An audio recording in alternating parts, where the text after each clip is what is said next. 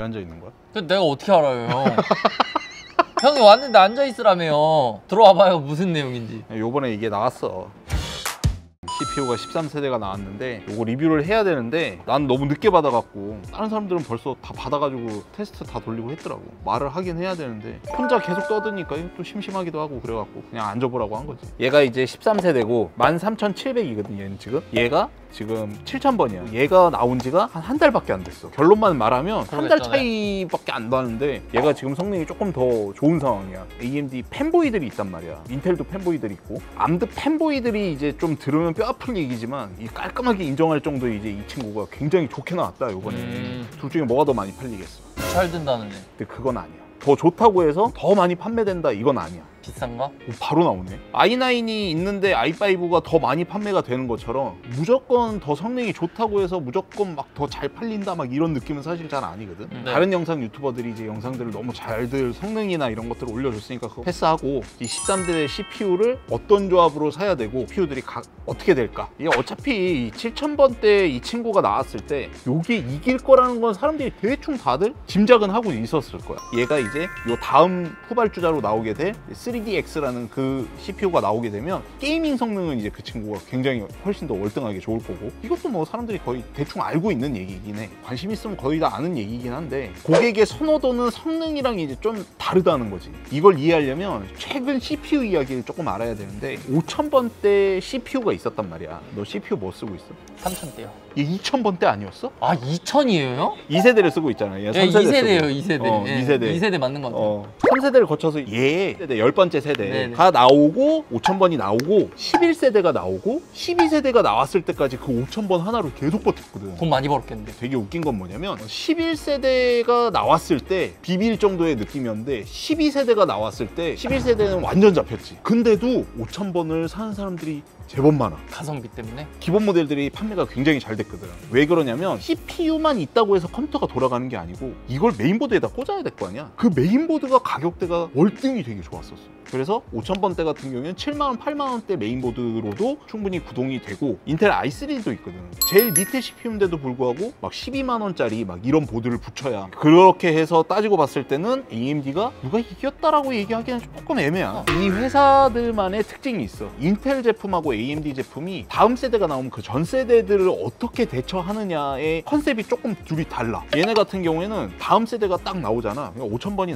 나와 있는 상태에서 이제 7000번이 나왔잖아. 그러면 5000번의 가격을 훅 떨고 7000번 애들을 그대로 냅둬. 그러면서 계속 유지가다가 둘이 같이 슬슬 떨어뜨려. 이러다가 이제 이거의 재고가 어느 정도 떨어지고 메리트가 조금 없다 그러면 그냥 단종. 인텔 같은 경우는 어떻게 되냐면 13세대가 나왔으면 12세대가 있을 거 아니야. 12세대는 가격을 그대로 유지를 해.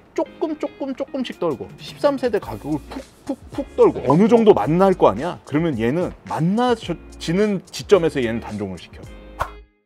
그래서 오늘 뭘 알아볼 거냐, 요 친구 각각 꼽았을 때 어떤 애들을 조금 써면 효과적인가. CPU 같은 경우에는 가장 직관적인 게 보드, 거기에 같이 붙는 램, 케이스 뭐 기타 등등이 있을 거 아니야. CPU가 둘이 보드는 각각 다른 거고 나는 발열량은 다르다 보니까 쿨러 뭐 이런 거를 이제 조금 비교를 해서 i5K 모델 같은 경우에는 게이밍 하는 사람들 3070이라든지 그 뒤에 70 붙은 애들의 게이밍을 쓰는 사람들이랑 2D 작업, 포토샵, 일러스트 그거를 약간 빡센 쪽으로 하는 분들 그 포지션이고, 이 친구 같은 경우는 DDR4랑 DDR5 같이 나오거든. 작업용 같은 경우는 DDR4, 게임용을 쓴다 그러면 DDR5 정도, DDR4를 쓴다 그러면 기가바이트 B660M, 어로스 엘리트, DDR4 버전, 게이밍 X 요 보드들이 있거든. 이게 가성비가 되게 좋았었어. 이걸로 해서 작업용을 쓰는 사람들은 13600K를 쓰면 될 것 같고, 그리고 DDR5를 쓴다 그러면 어로스 엘리트, 기가바이트, 게이밍 X, DDR5 버전이 있거든. 쓰면 괜찮을 것 같은데 얘가 지금 품절이야. 나오기 전까지는 MSI 박격포로 해서